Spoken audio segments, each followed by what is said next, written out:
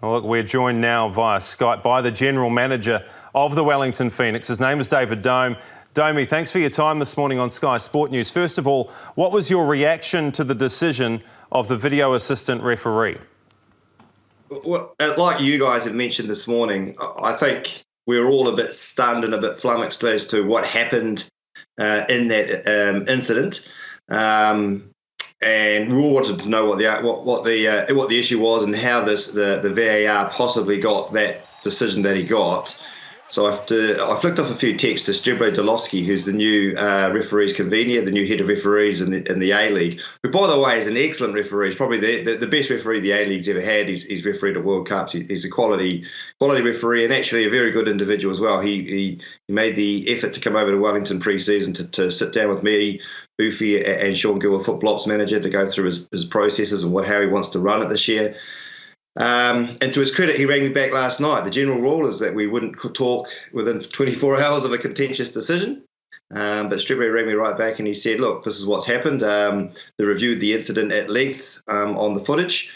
And their belief is that Louis in his run backwards, made his body unnaturally bigger. And that's what the penalty was given for. And the VAR supported that. Our position is that it actually never touched Louis' hand, and he said that in the aftermatch, and he's mentioned that to us in the post-game stuff as well. So we think that the referee's got it wrong and the VAR's got it wrong because at no time did the ball ever touch his hand. How happy are you with that interpretation then? Well, look, it's disappointing. I think Kate mentioned it. It was the referee's first game. When Strebro came out pre-season, I said to him that the Phoenix was very disappointed that we get an unusually large number of junior referees refereeing our game. And the previous ref convener, Ben Wilson, admitted that was the case because they gave the more experienced referees to the bigger games. And that's often Melbourne Victory versus Melbourne City or Melbourne Victory versus Sydney. And he said you will get more inexperienced referees than other games. And that incensed us at the time, and I said that to Streb, and he made an effort to give us more experienced referees, especially for the first games in Wellington.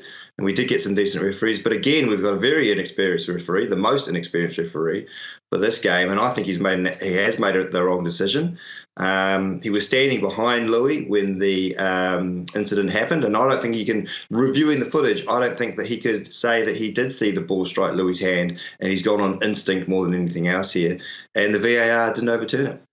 I think you can see from that footage there, I don't think you could categorically say that the ball has struck his hand. It certainly hit his chest and it's gone upwards and away from his hand. It has never struck his hand at all. And there's an allowance made for that in the rules, isn't there? That if you hit the body first and then it hits your hand, that it's deemed accidental. But of course, these decisions have big ramifications in terms of the match. And how do you think, David, this one affected the rest of the game? Oh, well, there's no doubt that matches turn on incidents like this and the momentum. We were doing well, as we have done all season in the first 4 games. There are times we've dominated games, we just haven't converted, haven't scored goals. We got the first goal in this one with Gary Hooper getting his first goal, and we were looking good. We were actually pressing forward and we were creating chances. But you go down 3-1 in an A-League match, that's very, very hard to get that back. But, you know, Ben Wayne got one right at the end. Again, a young, exciting player coming through the ranks from the academy. And you're right, Kate, that has been missed in all of this. We had 2 debut goals last night against City, and one of them was from an 18-year-old or 19-year-old academy graduate. So that's really, really exciting. But, you know, when they swing on little incidents like this matches, and it's very hard to call back 2 goals.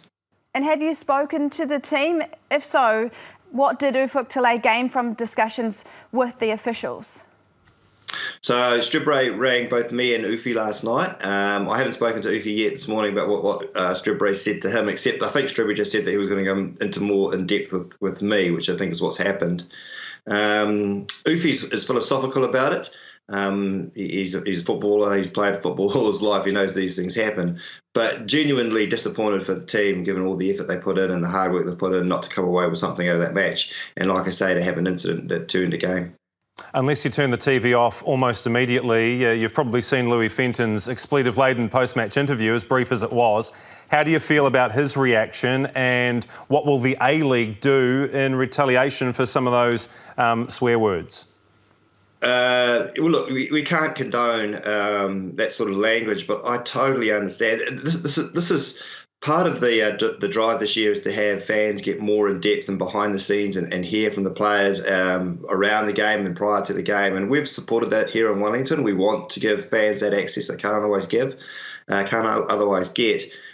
But I can understand Louis' frustration when you've just come off a game, just come off the pitch, and someone throws a microphone in your face, and it is raw. It's really raw emotion that you heard from Louis. And like Kate said, in terms of some of the absolute bland comment you get from sports people, sometimes there was real emotion there. Again, we don't condone the swearing and the tone, but there'll have to have a conversation with Louis in that. But I can also understand it as well.